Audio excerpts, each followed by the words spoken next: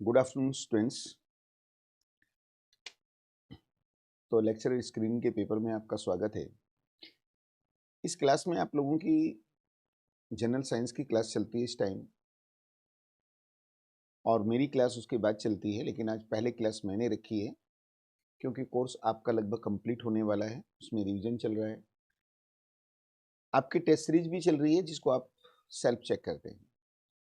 लेकिन आज एक छोटा सा पेपर मेरे साथ डिस्कस करेंगे।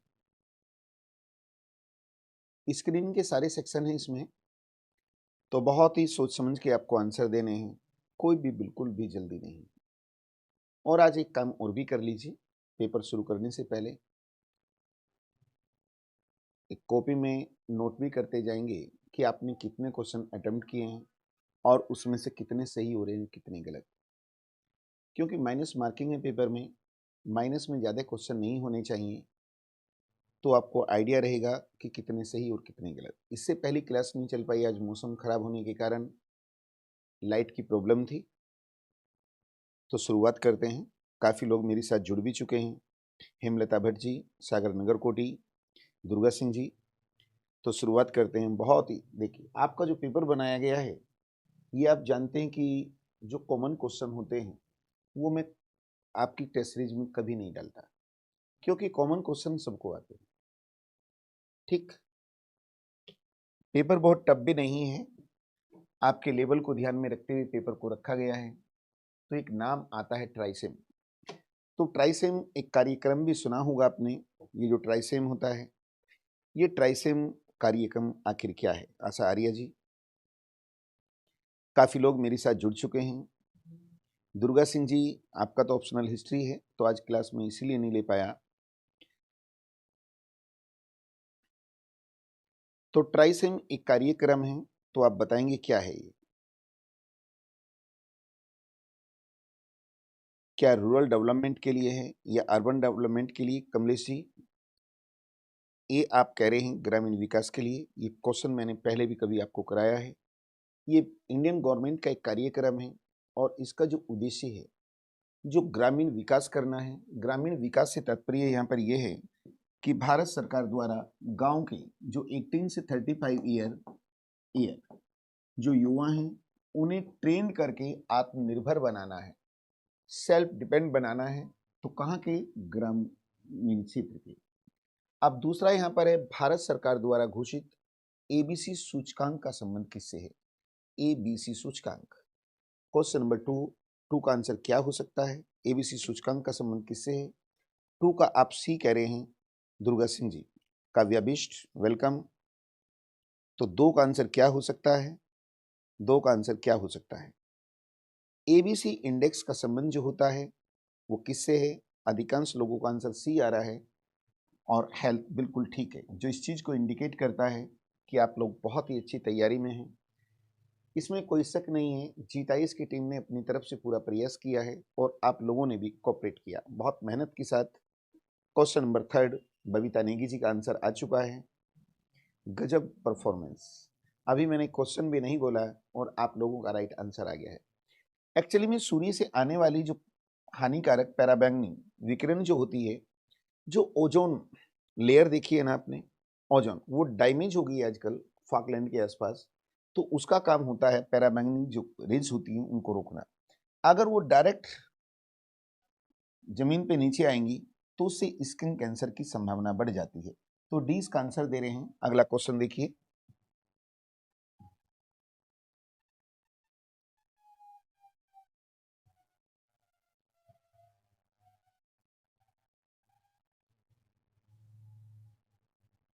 तो देखिए यहां पर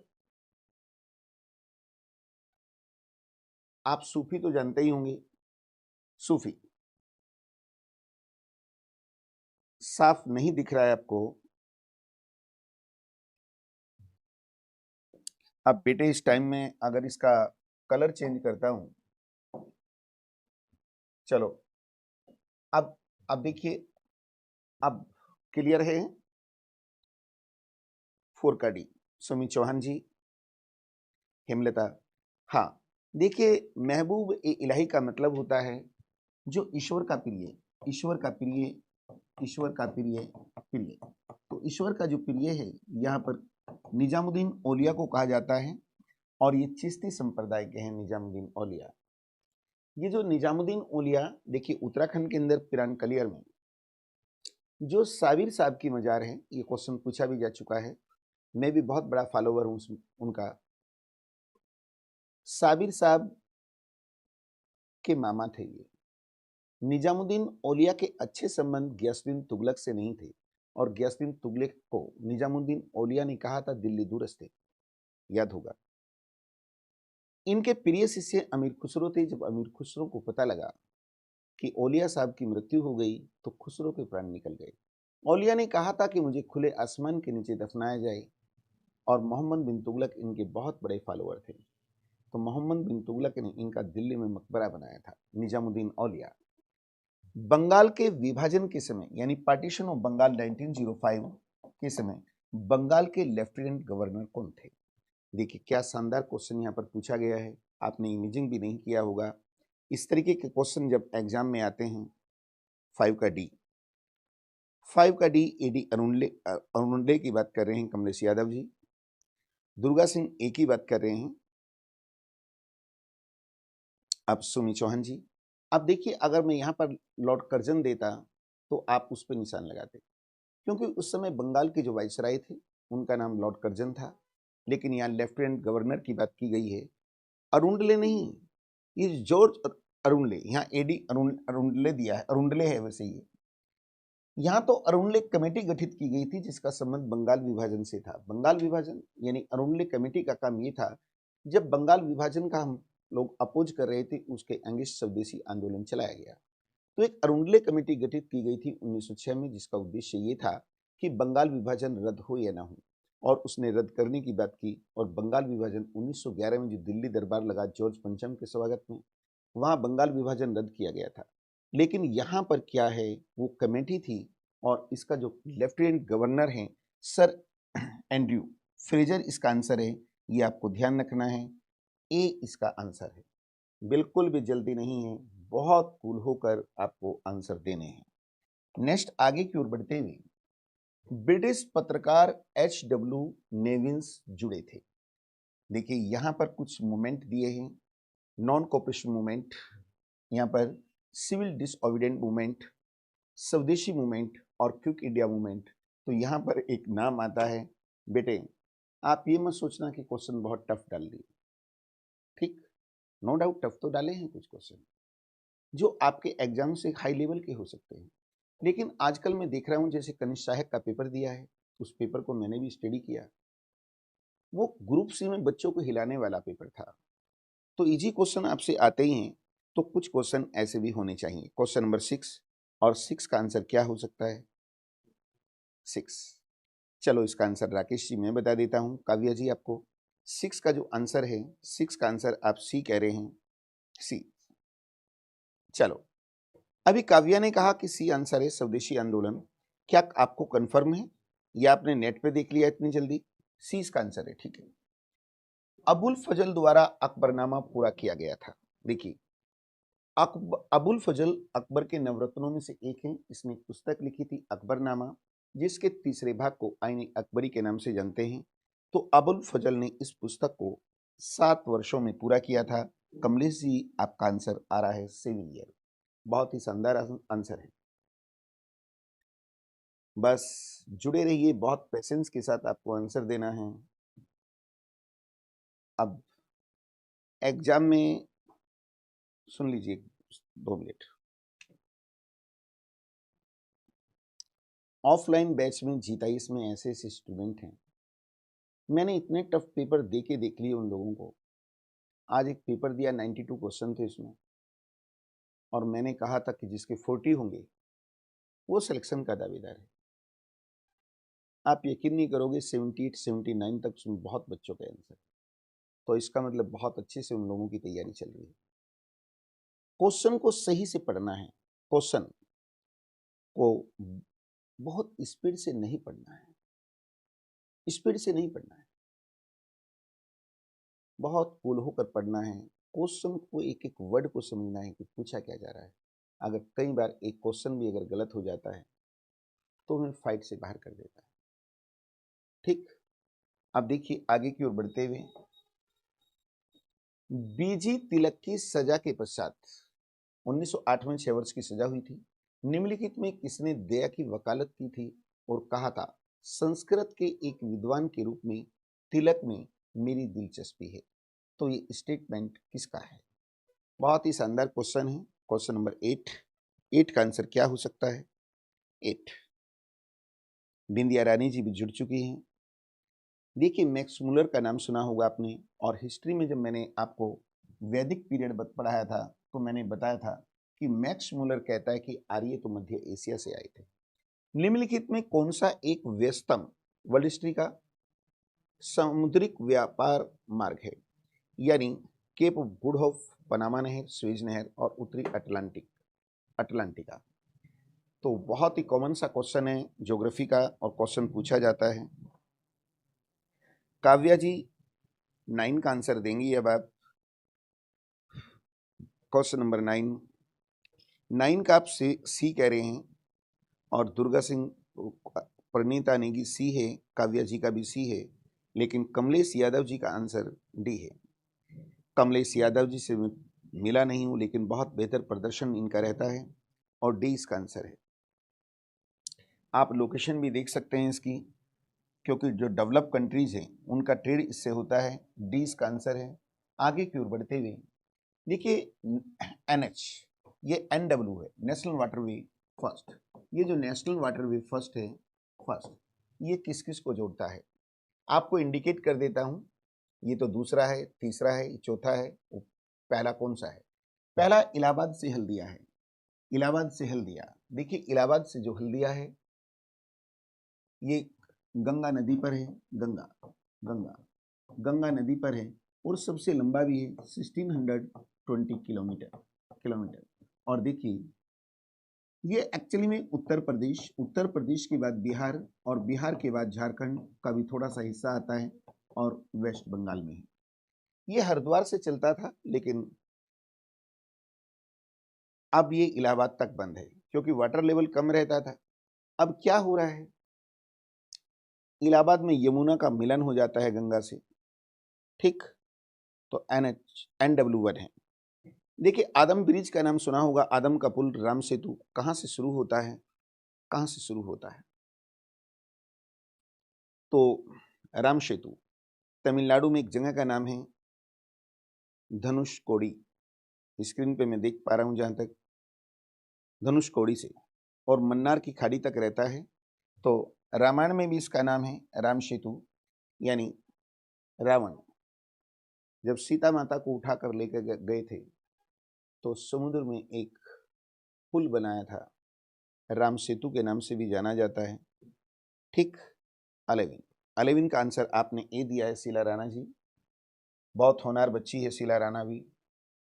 विलुप्त होने वाली प्रजातियों की को सूचीबद्ध कहाँ किया जाता है? बहुत से आप देखते हैं वेजिटेशन में बहुत कम, लेकिन एनिमल्स और बर्ड्स की बात करते हैं, बहुत सी प्रजाति विलुप्त हो गई है, और ये हमारे लिए बहुत खतरे का संकेत है, क्योंकि इससे जो डाइवर्सिटी है वो प्रभावित हो जाएगी। तो इसका आंसर, सभी का आंसर ठीक आ रहा है, बिल्कुल 20 का आंसर आप दे रहे हैं, बी बिल्कुल राइट आंसर है। हाँ, देखिए, गौतम बुद्ध के द्वारा अपने धर्म में दीक्षित किया जाने वाले अंतिम व्यक्ति निम्नलिखित में से कौन थे? तो आनंद का नाम आपने सुना होगा। आनंद बहुत प्रिय शिष्य थे उनके। इसके साथ साथ सुभद्र भी बहुत प्रिय शिष्य थे। देखिए, बुद्ध ने आनंद के कहने पर वैशाली में महिलाओं को संघ में प्रवेश भी दिलाया था, और बुद्ध की मृत्यु के बाद बौद्ध संघ के अध्यक्ष आनंद बने थे। और दूसरा आंसर आता है सुभद्र। देखिए, सुभद्र की विशेषता ये है, ये भी प्रिय शिष्यों में से एक थे। बुद्ध के अंतिम दिनों में सुभद्र ने अपने गुरु से 3 प्रश्न पूछे थे, और बुद्ध ने इनके आंसर नकारात्मक दिए थे। ये ध्यान रखना है, क्वेश्चन किसी भी रूप एंगल से आपसे पूछा जा सकता है। आगे की ओर बढ़ते हैं। आगे की ओर बढ़ते हुए, माउंटबेटन योजना किसका आधार बनी थी? मनबाटन योजना, इसे मनबाटन योजना भी कहते हैं, और क्वेश्चन पूछता है मनबाटन योजना, कई बार पूछा जाता है, मैं बता देता हूं। माउंटबेटन योजना को मनबाटन योजना भी कहते हैं, और ये 3 जून 1947 को ये योजना पेश की गई थी। तो इसके द्वारा क्या किया गया था? दुर्गा सिंह सी कह रहे हैं। अब मैंने इंडिकेट कर दिया आपको। तो देश का विभाजन इसी आधार पर हुआ था। चलो, बिल्कुल सभी का सही आ रहा है। पंचायत समिति के सदस्य क्या होते हैं? बच्चों, आप जानते हैं ये जो पंचायती राज व्यवस्था है भारत के अंदर 3 टियर है। 3 टियर गवर्नमेंट, 3 टियर है यहाँ पर। और बलवंत राय मेहता कमेटी की रिकमेंडेशन पर 3 टियर दी गई थी। अशोक मेहता 77 में वो 2 टियर की बात करता है। जीवी के राव वो 4 की बात करता है। ठीक है, आपने सुना होगा। तो यहाँ पर ध्यान रखना है, त्रिस्तरीय में सबसे नीचे ग्राम पंचायत होती है। ग्राम पंचायत, पंचायत, फिर रीजनल काउंसिल या क्षेत्रीय पंचायत होती है, और ऊपर जिला पंचायत होती है। तो यहाँ पर सदस्यों की बात की गई है। तो तीनों के जो सदस्य होते हैं वो डायरेक्ट चुने जाते हैं। डायरेक्ट, प्रत्यक्ष रूप से जनता द्वारा निर्वाचित होते हैं। सी आंसर दे रहे हैं। अब देखिए, अगर हम जिला पंचायत के अध्यक्ष की बात करते हैं या प्रमुख की बात करते हैं क्षेत्रीय में, उनका चुनाव इनडायरेक्ट होता है, यानी जिसमें भारत के आम नागरिक वोटिंग करते हैं उसे डायरेक्ट इलेक्शन कहते हैं, और जिसमें हमारे रिप्रेजेंटेटिव करते हैं, प्रतिनिधि करते हैं, उसे हम इनडायरेक्ट कहते हैं। ठीक, तो सी इसका आंसर आप दे रहे हैं। चलो, अब हमारी भी स्पीड बहुत तेज हो रही है क्योंकि सभी के आंसर राइट आ रहे हैं। क्लास में बहुत लोग जुड़े हैं ऑनलाइन इस क्लास से, लेकिन सभी लोग एक्टिव नहीं हैं। कृपया प्रयास कीजिए, प्रयास कीजिए। सभी लोग आंसर देने की कोशिश करेंगे। कुछ चुनिंदा लोग हैं जो आंसर दे रहे हैं। संसद के सूचना अधिकार अधिनियम को भारत के राष्ट्रपति की स्वीकृति कब प्राप्त हुई थी? तो देखिए, अगर आरटीआई की बात करते हैं तो आर्टिकल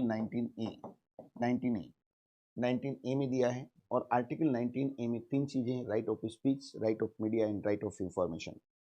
तो डी आंसर दे रहे हैं आप कमलेश जी 16 का। बाकी का देखते हैं कि आप लोग क्या आंसर देते हैं। चलो, ठीक आंसर है 12 अक्टूबर 2005। देखिए, जम्मू कश्मीर को छोड़कर संपूर्ण भारत में आरटीआई को लागू किया गया था। ठीक, लेकिन आर्टिकल 370 को समाप्त कर दिया गया है और आज आरटीआई संपूर्ण भारत में लागू है। तो इसके लिए सेंट्रल इंफॉर्मेशन कमीशन यानी केंद्रीय सूचना आयोग का गठन किया गया था, जिसमें 1+10 एक इसके चीफ हैं और 10 अदर हैं। क्वेश्चन आपसे पूछा जा सकता है कि इसके मुख्य सूचना आयुक्त पहले कौन बने थे? तो मैं बताना चाहूंगा, उनका नाम था वजाहत हबीबुल्ला। वजाहत हबीबुल्ला था, हबीबुल्ला। और खोल के एक चीज बता देता हूं, बहुत बड़ी पोस्ट उनको दी गई थी, लेकिन एक ऐसे करप्टेड आदमी को अपॉइंट किया गया था जो इससे पहले करप्शन के चार्ज में, करप्शन के आरोप में एक बार उनकी नौकरी भी गई थी। तो इसका काम क्या होता है? केंद्रीय सूचना आयोग का काम यह होता है कि जितने मंत्रालय, विभाग, कार्यालय हैं, सभी ने अपने यहाँ लोक सूचना अधिकारी की नियुक्ति की है या नहीं। दूसरा काम, सूचना जैसे 28 दिन, 1 महीना या 48 दिन, 48 घंटे जो जीवन से संबंधित कोई सूचना हो में देनी कंपलसरी है। यदि किसी ने इसका उल्लंघन किया है उसके विरुद्ध कार्यवाही की जा सकती है। यदि किसी ने वांछित सूचना नहीं दी, गलत नहीं दी, गलत दी है, तो ऐसे में भी यहाँ उसकी यहाँ शिकायत की जा सकती है। देखिए, आप जानते हैं एलपीजी यानी लिबरलाइजेशन, प्राइवेटाइजेशन एंड भूमंडलीकरण की आर्थिक नीति जो घोषित की गई थी, उस समय भारत के प्रधानमंत्री कौन थे? बहुत इजी सा क्वेश्चन है। और एलपीजी कॉन्सेप्ट 1991 में लाया गया। तो 16 का सी नरसिम्हा राव मीरा जी। चलो, ठीक आंसर दे रहे हैं। और मैं आपको बताना चाहूँगा, नरसिम्हा राव ने, इन्होंने ही लुक ईस्ट पॉलिसी दी थी। लुक ईस्ट पॉलिसी दी थी, यानी पूर्व की ओर देखो। पूर्व की ओर देखो से तात्पर्य होता है भारत के जो ईस्ट में कंट्रीज हैं उनके कल्चर को अगर देखा जाए तो भारत से कुछ सिमिलरिटी लगता है, जिस पे हमने कभी ध्यान नहीं दिया। अगर उनके साथ हम ट्रेड बढ़ा सकते हैं और उनके साथ हम अपने टूरिज्म को बढ़ा सकते हैं। तो आगे की ओर बढ़ते हैं, आगे की ओर बढ़ते हैं। निम्नलिखित में कौन सुमेलित नहीं है? देखिए यहां पर कुछ पास दिए गए हैं, लिपुलेख, रोहतांग, नाथुला एंड पालघाट। कौन सा इसमें गलत है ये आपको बताना है। 17 लिपुलेख उत्तराखंड सुमेलित नहीं है आपका कहना है। सुमी जी आप भी कह रहे हैं, और कोई? काव्या बिष्ट जी।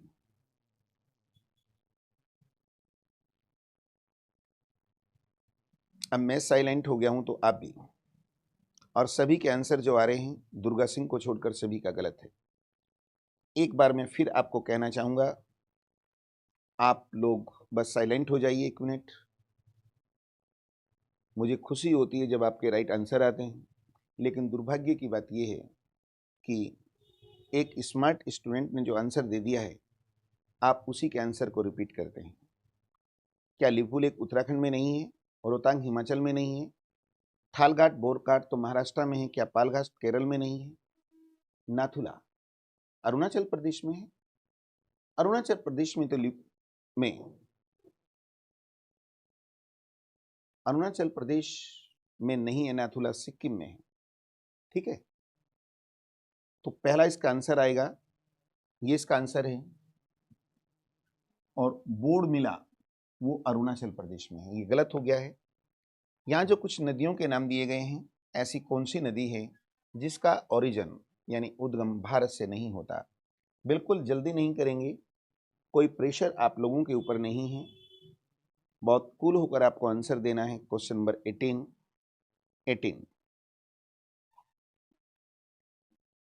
कौन सी रिवर ऐसी है? कमलेश जी तो ए कह रहे हैं, अब देखते हैं औरों का आंसर क्या आता है। सागर नगरकोटी जी बिल्कुल ए आंसर आ रहा है। आप जानते हैं तिब्बत में जो मानसरोवर झील है वहां से कुछ नदियां निकलती हैं, ब्रह्मपुत्र निकलती है, सतलज निकलती है, सिंधु निकलती है, तो ये भारत में नहीं है, ये भारत में नहीं है।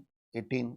अब आगे की ओर बढ़ते हैं। देखिए सामने MRI क्या है? MRI का नाम सुना होगा आप लोगों ने। MRI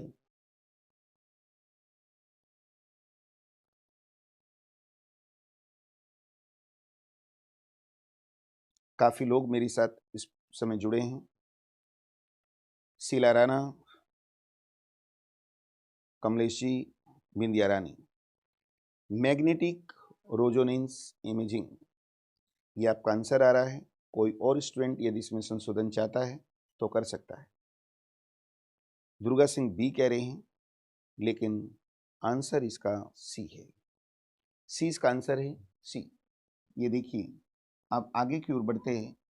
किस केंद्र शासित प्रदेश यानी UTS union territory of state में आबादी का घनत्व यानी पॉपुलेशन डेंसिटी सबसे कम है? दमन दीव, दादर नगर हवेली, अंडमान निकोबार द्वीप समूह और पुदुचेरी। अगर स्टेट की बात करते हैं तो स्टेट में सबसे ज्यादा डेंसिटी बिहार की है, पहले वेस्ट बंगाल होती थी, और सबसे कम अरुणाचल प्रदेश है। यूटीएस में सबसे ज्यादा दिल्ली की है, 11,000 समथिंग, और यूटीएस में सबसे कम पॉपुलेशन डेंसिटी 20 का आंसर नहीं आया अभी, बताइए। अंडमान निकोबार द्वीप समूह की है और यहाँ की पॉपुलेशन डेंसिटी 45 है। 45। 2001 में 43 थी, 2011 में 45। आगे की ओर बढ़ते हैं। काउंसिल ऑफ मिनिस्टर मंत्रिपरिषद सामूहिक रूप से किसके प्रति उत्तरदायी होती है? पोल साइंस का क्वेश्चन, पॉलिटी।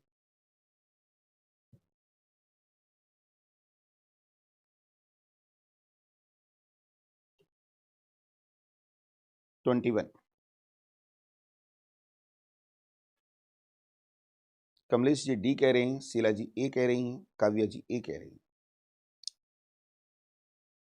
बच्चों देखिए, जो काउंसिल ऑफ मिनिस्टर होती है आप जानते हैं कि राष्ट्रपति आर्टिकल 75 ब्रैकेट में 1 के द्वारा राष्ट्रपति बहुमत दल के नेता को पीएम चुनते हैं और पीएम के परामर्श पर अन्य मंत्रियों को नियुक्त करते हैं, जिनसे मिलकर काउंसिल ऑफ मिनिस्टर बनती है। मंत्रिपरिषद में कैबिनेट मंत्री इंडिपेंडेंट यानी स्वतंत्र प्रभार के और राज्य स्तर के मंत्री होते हैं। तो पॉलिटी की क्लास जब आपकी की गई थी तो उसमें बताया भी गया था, कोई इंडिविजुअल यानी कोई मंत्री व्यक्तिगत रूप से अगर व्यक्तिगत की बात करते हैं, व्यक्तिगत रूप से वो राष्ट्रपति के प्रति उत्तरदायी होता है। लेकिन काउंसिल ऑफ मिनिस्टर की बात करते हैं, मंत्रिपरिषद सामूहिक रूप से किसके प्रति उत्तरदायी होती है? लोकसभा के। क्योंकि लोकसभा एक ऐसी बॉडी है जिसमें जनता, इसके प्रतिनिधि जो होते हैं, जनता के प्रतिनिधि डायरेक्ट चुने आते हैं। समझ गए ना? नेक्स्ट, भारत में शुरू की गई स्वाभिमान योजना किससे संबंधित है? किससे संबंधित है? इकोनॉमिक्स का क्वेश्चन दिया गया है। बहुत ही शानदार क्वेश्चन है, बहुत ही शानदार question. Question number 22, question number 22 ग्रामीण खाद्य सुरक्षा से। यहां पर एक आंसर आया है दुर्गा सिंह जी का। आज बहुत बच्चे जुड़े हैं आज क्लास में। एग्जाम की गिनती उल्टी शुरू हो चुकी है और स्क्रीनिंग का एग्जाम होना ही होना है।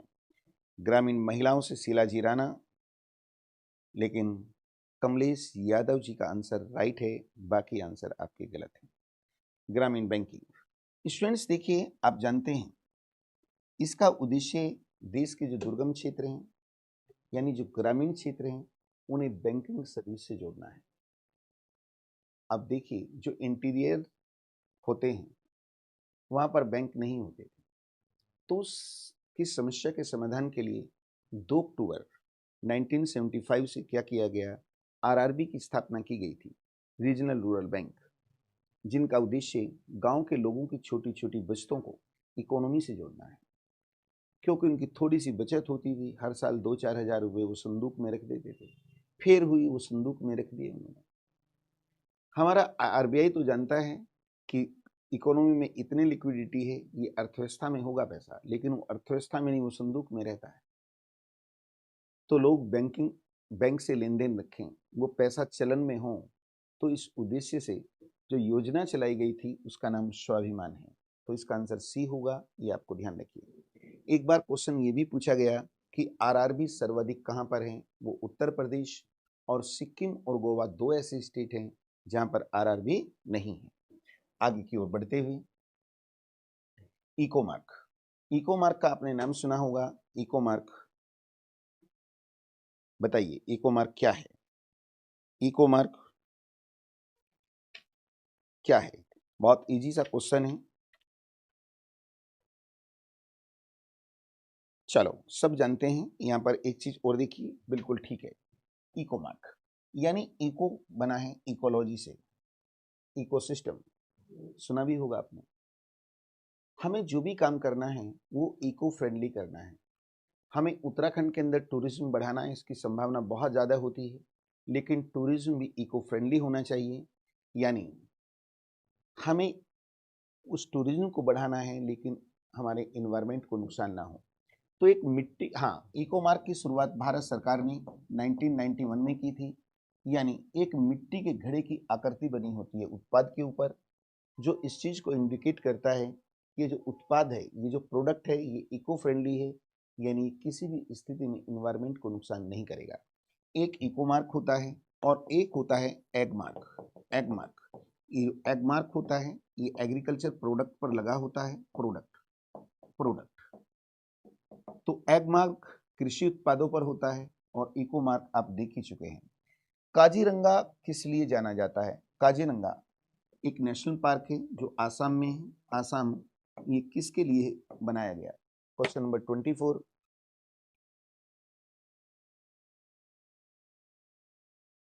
शीला राणा कह रही हैं, विनीता,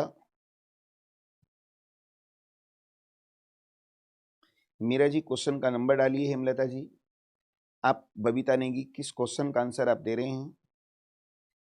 देखिए, ये बाघों के लिए नहीं है, ये एक सींग वाले गैंडे के लिए है। ए इसका आंसर है। आगे की ओर बढ़ते हुए, किस राज्य ने देसी गाय, देखो अब करंट अफेयर के क्वेश्चन शुरू हो रहे हैं। किस राज्य ने देशी गाय को राज्य माता गोमाता घोषित किया है? आप जानते हैं कि जो वैदिक काल था, वैदिक काल का प्रिय पशु क्या थी? गाय थी, गाय। सिंधु सभ्यता का क्या था? एक सरंगी बैल। तो वहां गाय को की बहुत महत्ता थी, गाय के लिए अघन्य शब्द भी आया है। तो कौन सा स्टेट है जिसने राज्य माता गोमाता घोषित किया है? सिंधी सरकार ने किया था। और महाराष्ट्र इसका आंसर दे रहे हैं आप। 25 का डी आंसर है, ने की सी। अब सी पे लगाया होगा। सी में कौन है? योगी जी, जो गाय की पूजा करते हैं। लेकिन डी आंसर है। हेल फायर मिसाइल जो चर्चा में, पता है, ये एयर टू ग्राउंड वार करती है, हवा से जमीन पर वार करती है। वर्तमान में बहुत चर्चा में है ये। और एक विकल्प हटा देता हूं मैं यहाँ पर, इंडिया। भारत ने इसे खरीदने का एक एग्रीमेंट भी किया है। किस कंट्री से किया है? 26 का आंसर ए नहीं है। भारत ने एग्रीमेंट किया है खरीदने के लिए। और किससे खरीद रहा है भारत? यूएसए से। यूएसए से खरीद रहा है। जलवायु और स्वास्थ्य अफ्रीका समिट, ठीक है, 2024 कहां पर हुई है? Climate and health Africa summit कहां पर हुई है? क्वेश्चन नंबर 27 का सी कह रहे हैं, केनिया। कमलेश जी केनिया कह रहे हैं। अब सब केनिया कहेंगे, हो सकता है मैं ही गलत हूं, लेकिन मुझे लग रहा है ये जिम्बाब्वे में थी। एक बार देख लीजिए, जिम्बाब्वे इसका आंसर हो सकता है। मैं ये नहीं कह रहा हूं कि मैं ही सही हूं, आप गलत हैं, बिल्कुल भी आरोप नहीं लगा रहा हूं मैं। बहुत बुद्धिजीवी लोग हैं आप लोग। लेकिन आपसे भी गलती हो सकती है, मेरे से भी हो सकती है। मैं तो मानता हूं कि इंसान गलतियों का घर है, मैं जिद नहीं करूंगा। लेकिन फिर भी मैं भी देख लूंगा और आप भी। रोज मेरी और आपकी मुलाकात होती है, ठीक। अगर मेरे से गलती हो गई है ना, जैसे मैं कई बार यूट्यूब पे वीडियो डाल देता हूं, फ्लुएंसी में कोई गलत बोल गया है, तो लोग इतना गंदा कमेंट करते हैं, इतना गंदा कर जाते हैं, बड़ी शर्म आती है। ठीक, शर्म आती है। किस लिए? कि शिक्षित होने के बावजूद इस तरीके के वर्ड्स का प्रयोग किया गया। लेकिन ऐसा भी हो सकता है कि जो कमेंट कर रहे हैं 99% वही गलत होते हैं। वो देखते ही नहीं कि क्वेश्चन में पूछा क्या गया है और जिद करते हैं मैं सही हूं। लेकिन उनके कहने से सही थोड़ा ही होता है, कॉपी तो कंप्यूटर चेक करेगा, होता है ना। चलो देखिए आगे की ओर बढ़ते हैं। अब देखिए यहाँ रीजनिंग के क्वेश्चन दिए गए हैं, बहुत ही शानदार क्वेश्चन दिया गया है। और इस क्वेश्चन पे मन तो कर रहा है कि आप लोगों को इनाम भी रख दूं। 400 ईयर में कितनी बार 29 डेट आएगी? क्या इसका आंसर हो सकता है? हमें बिल्कुल भी जल्दी नहीं है।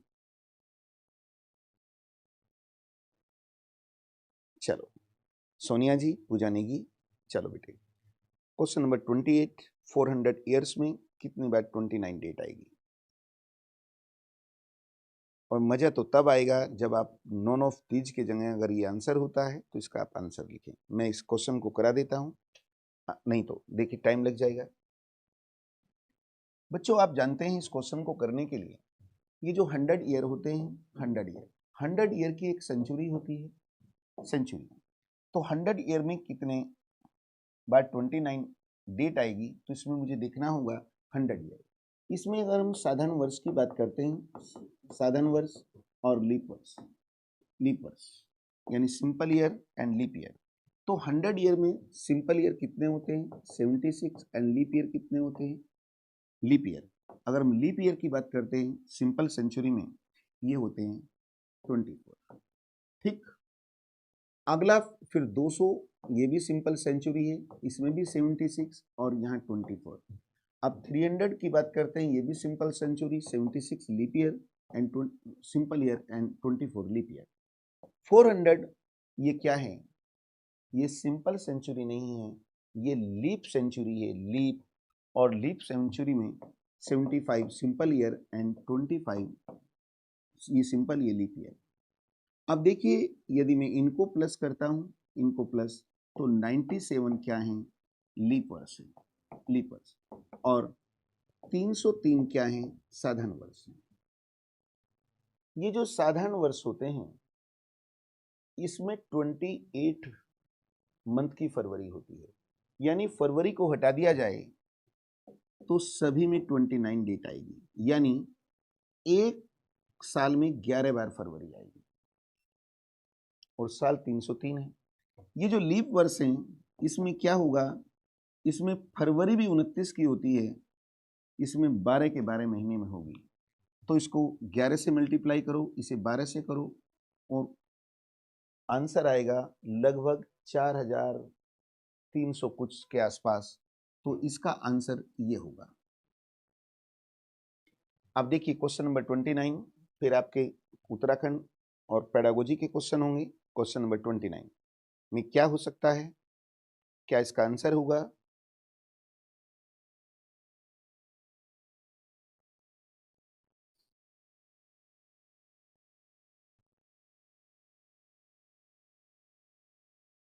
बिल्कुल राइट आंसर दे रहे हैं आप लोग। हमने क्या किया, ये जो देख रहे हैं इन दोनों को मल्टीप्लाई किया, इन दोनों को मल्टीप्लाई किया तो क्या आता है 18 माइनस नीचे का 3 तो क्या आ गया 15। ऐसे ही कर लीजिए, इन दोनों को मल्टीप्लाई करेंगे, मल्टीप्लाई 54 माइनस 21 तो कितना आ रहा है 33। ये इसका आंसर आ जाएगा। मोक MOOC का विस्तृत रूप क्या होता है, यानी मोक की फुल फॉर्म क्या होती है? क्वेश्चन नंबर 30 का आंसर क्या हो सकता है? मोक MOOC का विस्तृत रूप क्या है? 30 का आंसर कमलेश यादव जी, बहुत अच्छा प्रदर्शन करते हुए सभी का आंसर ए आ रहा है। मैसिव ओपन ऑनलाइन कोर्स होता है, बिल्कुल ठीक आंसर। ज्ञानात्मक उद्देश्यों का संबंध क्या है? माने ज्ञानात्मक उद्देश्यों का संबंध है किससे? क्वेश्चन नंबर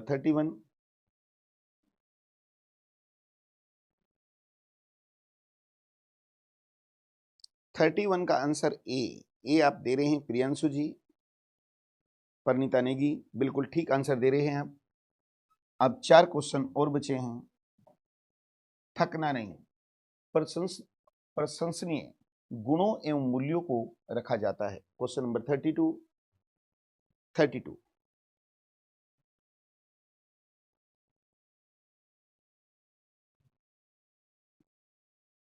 3-4 क्वेश्चन बने हैं, अच्छे से दीजिए। 32 का आंसर अब देखिए,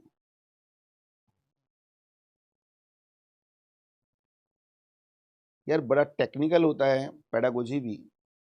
मुझे तो सौभाग्य नहीं मिला बीएड करने का।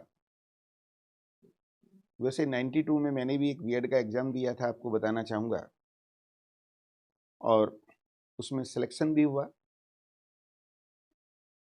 लेकिन बीएड नहीं कर पाए। दुर्भाग्य रहा या सौभाग्य, अगर मैं बीएड करके मास्टर बनता तो आप लोगों को पढ़ाने का मौका मुझे कहाँ मिलता। इतने सुंदर बच्चे, रंग बिरंगे बच्चे मुझे कहाँ मिलते। सी इसका आंसर है। 32 का आंसर सी है, ध्यान रखेंगे सी। उत्तराखंड में किस व्यक्ति ने दांडी यात्रा में भाग लिया था?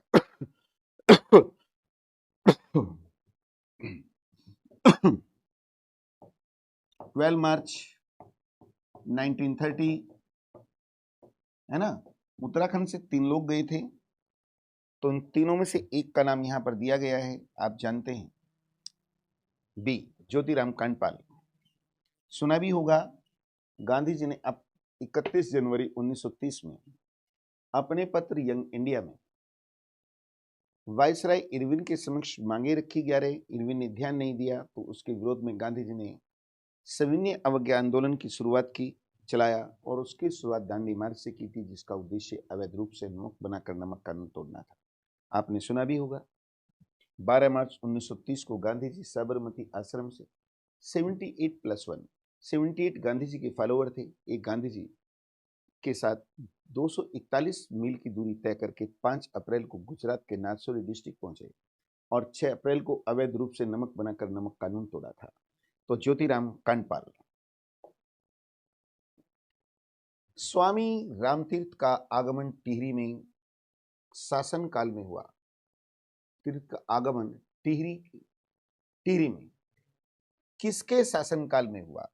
यहां पर क्वेश्चन पूछा जा रहा है। क्वेश्चन नंबर 34 का आंसर क्या हो सकता है? 34 का डी आप आंसर दे रहे हैं, कीर्ति शाह। बहुत ही अच्छा परफॉर्मेंस आप लोगों का। अब आगे की ओर बढ़ते हुए, सुदर्शन शाह का राजकवि कौन था? लास्ट क्वेश्चन आज की क्लास का 35, सुदर्शन शाह का राजकवि कौन था?